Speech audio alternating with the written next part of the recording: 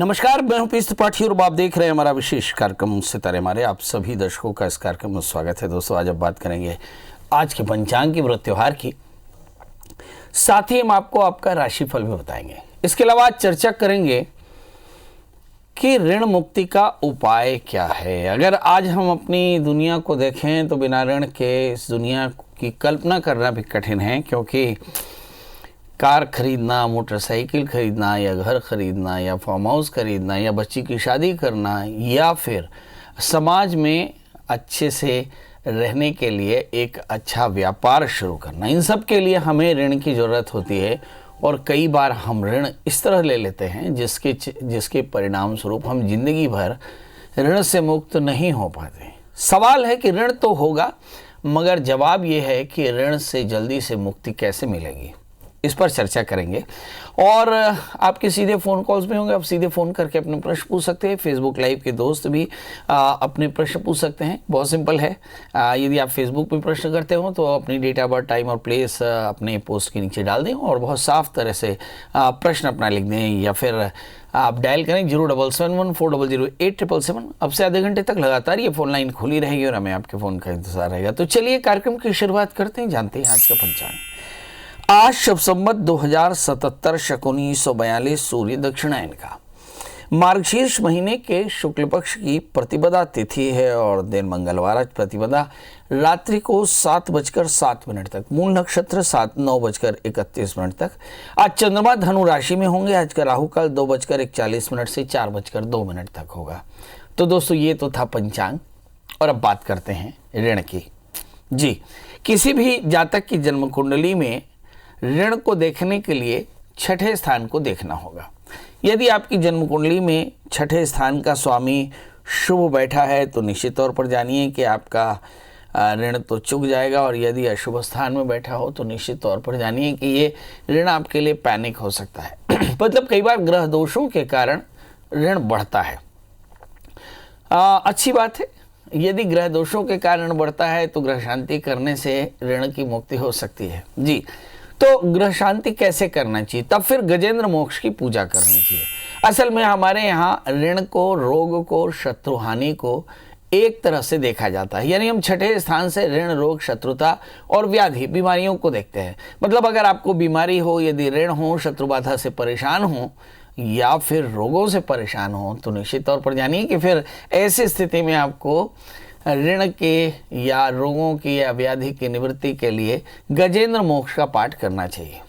सवाल यह है कि इस प्रश्न का सिलसिला आज ही क्यों शुरू हुआ? क्योंकि अगहन महीने यानी मार्गशीर्ष मास को भगवान कृष्ण का महीना माना जाता है। पौराणिक शास्त्रों के अनुसार इस माह में भगवान विष्णु का नाम, विष्णु सहस्त्रनाम, गजेंद्र मोक्ष और भगवत गीता का पाठ करना चाहिए। इसकी महिमा है। जी, तो पुराणों के अनुसार, शास्त्रों के अनुसार घर में अगर भागवत हो तो इस मास में दिन में एक बार उसको प्रणाम कर लेना चाहिए। अगहन के महीने में श्री कृष्ण का ध्यान और उपासना करने से अमोघ फल प्राप्त होता है। अमोघ का अर्थ होता है कभी भी नष्ट न होने वाला। इसलिए निरंतर भगवान कृष्ण का ध्यान करने से सभी प्रकार के पुण्य फल मिलते हैं। ये महीना हर तरह से अद्वितीय है। इसमें अनेक तरह के लाभ हो सकते हैं। पहला, भगवान के नाम का संकीर्तन करें तो कष्टों की निवृत्ति हो जाती है। शास्त्रों का श्रवण करें तो भी आपकी परेशानियां दूर होती हैं, आपके घर में सब प्रकार की समृद्धि आती है। मतलब कुल मिलाकर के इस माह के हर दिन का अपना एक महत्व है, मगर एक महत्व ऋण से मुक्ति का भी है। इस दिन अगर इस पूरे महीने में अगर गजेंद्र मोक्ष का पाठ करें तो आप देखेंगे कि बहुत जल्दी ऋण से मुक्ति मिल जाती है। गजेंद्र मोक्ष का पाठ अनेक प्रकार के खुशियों को देने वाला और कष्टों को दूर करने वाला है। इसके साथ ही शत्रु बाधा भी दूर हो जाती है, ऋण भी दूर हो जाता है। इसके अलावा रोगों का भय भी दूर हो जाता है। इन दिनों में जब हम कोरोना महामारी के समय से गुजर रहे हैं, इस समय चाहे अगहन हो, चाहे पूस हो, चाहे माघ हो, प्रत्येक घर में गजेंद्र मोक्ष का पाठ जरूर चलना चाहिए। बड़ा आसान है, आप YouTube से गजेंद्र मोक्ष का पाठ डाउनलोड कर लें और अपने घर में बड़े प्रातः स्नान करके उसे लगा दें ताकि घर के सभी लोग सुन सकें। थोड़े दिन आदि होने के बाद में आपको सबको स्मरण हो जाएगा और इसके चलते आप गजेंद्र मोक्ष का पाठ करने से सभी के सभी कृष्ण भक्त भगवान कृष्ण की सायुज्यता भी पाएंगे, ऋण से भी मुक्त होंगे, शत्रु बाधा से भी मुक्त होंगे और साथ में अनेक प्रकार की जो चिंताएं हैं उनसे भी आप मुक्त हो पाएंगे।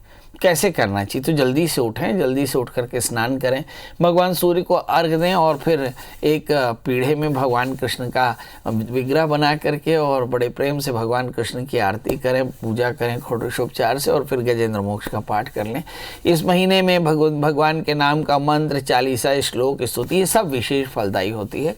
और इस समय गौ सेवा करनी चाहिए, गौदान करना चाहिए, गायों की देखरेख करनी चाहिए। कहते हैं गाह पाले तिति गोपाल, भगवान कृष्ण को रिझाना हो तो गायों की सेवा करनी चाहिए और साथ में कृष्ण के मंदिर में घी का दिया जलाएं, गाय के घी का दिया जलाएं, इससे बहुत फ़ायदा होता है। अलावे भी बहुत सारी चीज़ें हैं, हनुमान चालीसा का पाठ कर लें या फिर मंगल सूत्र का पाठ कर लें, गाय को भीगा हुआ गेहूं और गुड़ खिलाएं, तुलादान भी कर सकते हैं और रक्तदान भी कर सकते हैं। रक्तदान पर आने वाले दिनों में हम बताएंगे कि तुलादान और रक्तदान किस तरह से आपके कष्टों की निवृत्ति करता है। तो दोस्तों अभी तो आपने ये जाना कि कुल मिलाकर के ऋण, रोग, व्याधि, शत्रुता से मुक्ति के लिए आपको तो ये गजेंद्र मोक्ष का पाठ करना चाहिए। 12 राशियों का सफ़र शुरू करते हैं और जानते हैं मेष यानी अरीस के लिए। लिखा है कि इस समय ग्रहों की स्थितियाँ आपके लिए काफ़ी अनुकूल हैं, प्रतिकूल भी कह सकते हैं क्योंकि मंगल और सूर्य, बुध, केतु, चंद्रमा सब 8वें स्थान में बैठे हैं। तो नए वाहन की प्राप्ति होगी, दोस्तों का साथ मिलेगा, वर्क प्लेस में थोड़ी शिकायतें मिल सकती हैं। कुछ लोगों को जिन्हें पहले से ही ब्लड प्रेशर है उन्हें अपने प्रेशर का ध्यान रखिए। शुगर के मरीज़ थोड़ा सावधान रहें। क्या करें? गाय को गुड़ और गेहूँ भिगा करके खिलाएं और मंगल के मंत्र का जप करें, साथ में भगवान शिव का पूजन करें तो कल्याण होगा। बात कर लेते हैं दोस्तों वृषभ राशि की। लेखन, संवाद या क्रिएटिव आर्ट की फील्ड में अच्छी सफलता मिल सकती है। कमाई के नए राज साधन खुलेंगे, चोट की संभावनाएं बन सकती हैं क्योंकि मंगल 11वें स्थान में, लग्न में राहु है।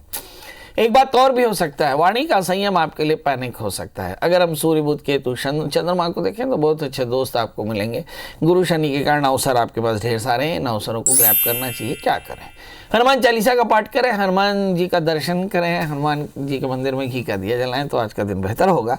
बात कर लेते हैं तो मिथुन राशि की। इस राशि में लिखा है कि संपत्ति, भागीदारी, जो प्रॉपर्टी का जो बंटवारा है वो थोड़ा सा पैनिक होगा, इसमें विवाद हो सकता है। माता के स्वास्थ्य को लेकर थोड़ी चिंता हो सकती है। कुछ आकस्मिक हानि हो सकती है, नींद की परेशानी हो सकती है। 12वें स्थान में राहु, सूर्य, बुध, केतु और शुक्र ये सब 6ठे स्थान में बैठे हैं। हालांकि इनमें से ज़्यादातर ग्रह बहुत अच्छा फल देने वाले हैं, मगर 12वें राहु के कारण आकस्मिक हानि की संभावना एकदम। इस समय अगर मंगल 10वें स्थान में देखें तो वर्क प्लेस में आपकी होल्ड काफ़ी अच्छी है। और जहाँ तक सवाल राहु का, मैंने बताया कि आकस्मिक हानि हो सकती है, क्या करना चाहिए? तो चूंकि अकेले राहु बहुत पैनिक है तो राहु की प्रियता के लिए दत्तात्रेय कवच का पाठ करें, भगवान शिव की उपासना करें, भगवान दत्त की पूजा करें, भगवान रुद्र का अभिषेक करें, काले तिल, काले उड़द का दान करें तो आज का दिन बेहतर होगा। बात कर लेते हैं दोस्तों कर्क राशि की। कर्क राशि के स्वामी चंद्रमा होते हैं जो अभी धनु राशि में प्रवेश कर गए। तो मुझे ऐसा लगता है कि इस राशि में जो लग्नेश है जब 6ठे स्थान में बैठे तो ऋण, रोग, व्याधि, शत्रुता की चिंता व्याप सकती है। सिरदर्द की जैसी परेशानियां हो सकती हैं। इस समय 11वें स्थान में राहु, लाभ की स्थिति अच्छी है। 5वें स्थान में सूर्य, बुध, शुक्र और केतु पड़े हैं। संतान को लेकर अच्छी खबरें मिलेंगी। 7वें स्थान में गुरु शनि, लाइफ पार्टनर को थोड़े से एलर्जी की परेशानी हो सकती है। भाग्य स्थान में मंगल है, लाभ के योग हैं, अवसर ढेर सारे हैं। क्या करना चाहिए? तो भाई आज कुछ नहीं, भगवान शिव का पूजन करें, धतूरे की माला भगवान में चढ़ाएं तो आज का दिन बेहतर होगा। अब बात कर लेते हैं दोस्तों सिंह यानी लियो की। इस राशि में हम देखते हैं कि चंद्रमा 5वें स्थान में बैठे द्वादशीष होकर के, इसका मतलब स्थान परिवर्तन के योग बड़े बली हैं। इस समय 4थे स्थान में सूर्य, बुध, शुक्र, केतु, अच्छी सामाजिक प्रतिष्ठा। 10वें स्थान में राहु, वर्क प्लेस में सावधानी रखनी चाहिए। 8वें स्थान में मंगल पड़े हैं, परिवार को लेकर के थोड़ी चिंता, वाहन का मेंटेनेंस चिंता की बात हो सकती है। सप्तम 6ठे स्थान में बृहस्पति पंचमेश होकर के 6ठे स्थान में, मतलब लाइफ पार्टनर और संतान के सेहत को लेकर के थोड़ी चिंतित होना चाहिए। क्या करें? भगवती महामाया के दर्शन करें और कन्याओं को जीवन कराएं तो आज का दिन बेहतर होगा। बात कर लेते हैं दोस्तों कन्या राशि की। इस राशि में देखते हैं कि ढेर सारे ग्रह तीसरे स्थान में बैठे हैं, सूर्य बुध शुक्र केतु, तो बहुत टैलेंट है। भाग्य स्थान में राहु लगातार उलझने हैं। अगर हम पांचवें स्थान में शनि को देखें तो ऐसा लगता है लाइफ पार्टनर के साथ पंगा हो सकता है। सातवें स्थान में मंगल, लाइफ पार्टनर का स्वभाव भी काफ़ी फायरी होगा। भाग्य स्थान में राहु लगातार उलझने बनी हुई हैं। करना क्या चाहिए? तो सरसों के तेल का दान करें, तिल का दान करें तो आज का दिन बेहतर होगा। बात कर लेते हैं दोस्तों तुला राशि की। इस राशि में हम देखते हैं कि लग्ने शुक्र धन स्थान में बैठे, मने संपत्ति का योग। आठवें स्थान में राहु, बेवजह आकस्मिक बड़ी हानि, मेंटेनेंस या विवाद हो सकते हैं। इस समय छठे स्थान में मंगल, अच्छी ऊर्जा है। चौथे स्थान में गुरु शनि, एब्डोमिनल इन्फेक्शन की संभावनाओं से बिल्कुल भी इनकार नहीं। क्या करना चाहिए? तो मुझे ऐसा लगता है कि शनिश्चर और बृहस्पति के मंत्र का जप करें, चने की दाल, गुड़ और साथ में काले तिल का दान करें तो आज का दिन बेहतर होगा। बात कर लेते हैं दोस्तों वृश्चिक राशि की। इस राशि में ही चार ग्रह बैठे हैं, सूर्य बुध शुक्र केतु, और इस राशि का संबंध हिंदुस्तान के मुस्तकबिल से भी है जी। अगर हम इस राशि में देखें तो बहुत अच्छा टैलेंट, बहुत अच्छी मेहनत और सब कुल मिला करके अच्छे एम्बिशन के कारण बहुत अच्छा फल दिखाई पड़ता है। इस समय अगर हम गुरु और शनि को देखें तो ये तीसरे स्थान में, धन स्थान में चंद्रमा है, मतलब कुल मिलाकर लाभ की स्थिति है। पांचवें स्थान में मंगल है जो संतान को लेकर बेहतर देख पाते हैं। सातवें स्थान में राहु है, चीटर्स है, मित्रों की धूर्तता के कारण परेशानी हो सकती है। क्या करना चाहिए? तो बृहस्पति के मंत्र का जप करें, केले और नारियल का दान करें तो आज का दिन बेहतर होगा। बात कर लेते हैं दोस्तों धनु यानी सेजिटेरियंस की। इस राशि में हम देखते हैं कि आज का दिन कैसा रहेगा। तो धनु राशि में लग्न में ही चंद्रमा पड़े हैं, तो चंद्रमा मनुष्य हो जाता है, थोड़ा सा विम्सिकल होंगे, निर्णय लेने में थोड़ी सी परेशानी। धन स्थान में गुरु शनि, संपत्ति के योग अच्छे हैं, एंसेस्ट्रल प्रॉपर्टी के पंगे दूर हो सकते हैं। चौथे स्थान में मंगल, बढ़िया सामाजिकता है। छठे स्थान में पड़े हुए, पांचवें स्थान में पड़े हुए, छठे स्थान में पड़े हुए राहु। मुझे ऐसा लगता है कि इस राशि वाले जातकों के लिए संतान को लेकर थोड़ी चिंता, ऋण रोग व्याधि शत्रुता से परेशान। 12वें स्थान में सूर्य बुध शुक्र केतु, सिर का दर्द, पेट की तकलीफ या ढेर सारे अवसर चूक सकते हैं या फिर हानि की संभावनाएं बन सकती है। नींद की परेशानी जरूर होगी। क्या करें? आज का दिन शनिश्चर मंत्र का जप करना चाहिए, काले तिल काले उड़द का दान, और मुझे ऐसा लगता है कि भगवान शिव के पूजन के साथ जीवों की सेवा करनी चाहिए। ये आपके लिए काफी फायदेमंद रहेगा। बात कर लेते हैं दोस्तों मकर राशि की। इस राशि में हम देखते हैं कि लग्न में मंगल के साथ में बृहस्पति के साथ में शनि बैठे, तीसरे स्थान में मंगल, अच्छी ऊर्जा है, अच्छी सोच है, अच्छा जस्टिस है, थोड़े से इमोशनल हो सकते हैं, थोड़े से फायरी भी हो सकते हैं। पांचवें स्थान में राहु, संतान को लेकर चिंता हो सकती है। 12वें स्थान में चंद्रमा है। मुझे लगता है लाइफ पार्टनर की सेहत या स्थान परिवर्तन के योग बड़े प्रबल दिखाई पड़ते हैं, मतलब सेहत खराब हो सकती है लाइफ पार्टनर की, और स्थान के परिवर्तन के योग भी बली बन सकते हैं। इस समय 11वें स्थान में सूर्य बुध शुक्र केतु है, जबरदस्त लाभ रहेगा, मतलब कुल मिलाकर इस राशि वाले जातकों के लिए समय अच्छा है। थोड़ी लाइफ पार्टनर की सेहत का ध्यान रखना होगा। क्या करें? तो सूर्य को अर्घ दें, आदित्य हृदय स्तोत्र का पाठ करें, पंजीरी का दान करें तो आज का दिन बेहतर होगा। अब बात कर लेते हैं दोस्तों कुम्भ क्वारंस की। इसमें गुरु और शनि 12वें स्थान में है। हर रोज की तरह इस बारे में भी बोलूंगा कि भाई इस राशि वाले जातक थोड़ा सावधान रहें। धन स्थान में मंगल, संपत्ति के योग बेहतर हैं। इस समय अगर हम चौथे स्थान में पड़े हुए राहु को देखें तो परिवार में बुजुर्गों की सेहत का एकदम ध्यान रखना होगा। 11वें स्थान में चंद्रमा है। ऐसा लगता है कि ऋण की समाप्ति हो रही है। हो सकता है EMI आप समाप्त करने के लिए अपनी कोई प्रॉपर्टी बेच के या कहीं से आप अपने ऋण को दूर करने की कोशिश करें। इस समय 11वें स्थान में, 10वें स्थान में पड़े सूर्य बुध केतु, तो इस राशि में वर्क प्लेस में काफ़ी अच्छा सहयोग मिलता है बॉसेस के साथ में, सबऑर्डिनेट्स के साथ में। क्या करना चाहिए? महामाया के दर्शन करें, इसके अलावा चीनी का दान करें तो आज का दिन बेहतर होगा। बात कर लेते हैं तो मीन राशि की। इस राशि में लग्न में मंगल यानी काफ़ी ज़्यादा एनर्जी है, और इस एनर्जी के साथ आप प्रयास करेंगे तो अच्छा भी रहेगा। शनि की पूर्व दृष्टि लग्न में मंगल पड़े हुए मंगल के कारण वाणी का संयम हो सकता है। तीसरे स्थान में राहु है। मुझे ऐसा लगता है बहुत ज़बरदस्त क्रिएटिव होंगे। सारे ग्रह भाग्य स्थान में पड़े, जिसका मतलब होता है कि बहुत तरह की अपॉर्चुनिटीज़ आपके पास में है और इन अपॉर्चुनिटीज़ को आपको ग्रैब करना चाहिए। अच्छे दोस्तों का साथ भी मिलने वाला है। कुल मिलाकर के सलाह क्या है आपके लिए? सलाह सिर्फ एक लाइन की कि भाई एक तो अपनी ऊर्जा को सही तरह से चैनलाइज करें, राहु के मंत्रों को जप करें, काले तिल काले उड़द का दान करें तो आज के दिन बेहतर होगा। सोनिया जी आपका बहुत बहुत स्वागत है। बताइए क्या जानना चाहती है? जी पंडित जी, मैं अपनी सिस्टर के पति के बारे में जानना चाहती हूँ। आपसे मैंने अपनी सिस्टर के बारे में पूछा था, उनका वो अलग अलग हो गए हैं, वो पास में ही रहता है, घर में नहीं रहता उसका पति।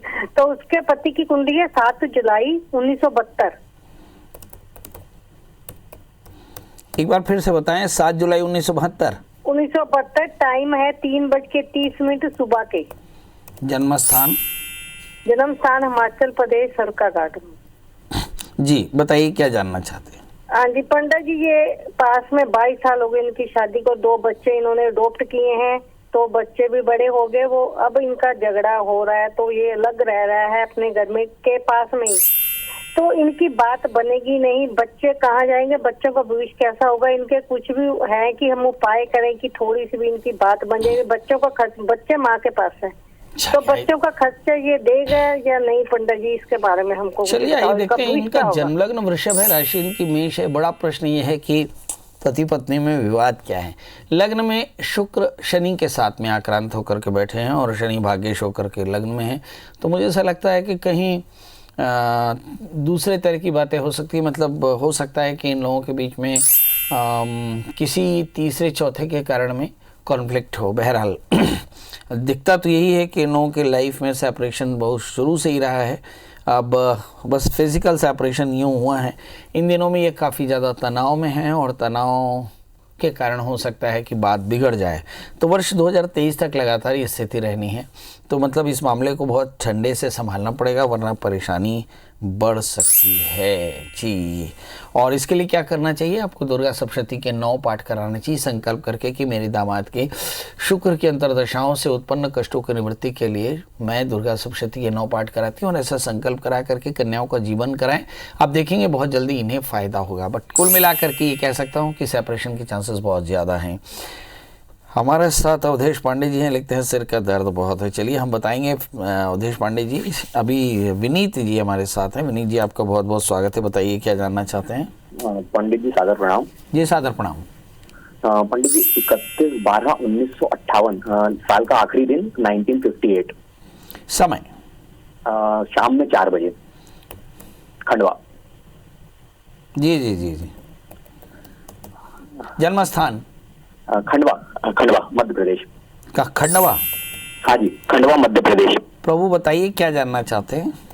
सर पापा की है कुंडली। पापा अभी रिटायर हुए हैं और शासन से रिलेटेड बहुत सारे पैसे बाकी हैं, कई केस चल रहे हैं, पेंशन भी नहीं है इन लोगों को, अनुदान प्राप्त में थे, तो इन लोगों को आगे शासन से रिलेटेड पैसे कब तक मिल पाएंगे और स्वास्थ्य आगे कैसा रहेगा? चलिए भविष्य कैसा रहेगा, क्या शासन बाकी पैसों को रिलीज कर पाएगी, देखने की चीज़ें। बीते 3 सालों से काफ़ी परेशान, क्योंकि गुरु में शुक्र का अंतर है। अभी सूर्य की अंतर्दशा जनवरी तक और उसके बाद चंद्रमा की अंतर्दशा 1 साल आगे चलेगी। जिनका जन्म लग्न वृषभ है, राशि इनकी कर्क है, और शुक्र चंद्रमा इनका तृतीय शो के चौथे स्थान में, मतलब जनवरी 2021 से लेकर के 1 वर्ष के भीतर इनके सारे फंड्स रिलीज हो जाएंगे और आगे इनका समय काफ़ी अच्छा रहेगा। बड़ा प्रश्न ये है कि बीते दिनों में काफ़ी तनाव रहा है, शायद इसकी कोई छाया इनके दिमाग पर जरूर हो सकती है, पर आने वाले दिनों में समय इनका काफ़ी अच्छा है। क्या करना चाहिए? तो कुछ नहीं, शनिवार का व्रत किया करें, काले तिल का दान किया करें, काले तिल के लड्डू बना करके, तो काफ़ी अच्छा रहेगा। चलिए, तो आप सबसे विदा लेने का समय। कल फिर हाजिर होंगे किसी नए विषय के साथ, तब तक मुझे दी इजाज़त। नमस्कार।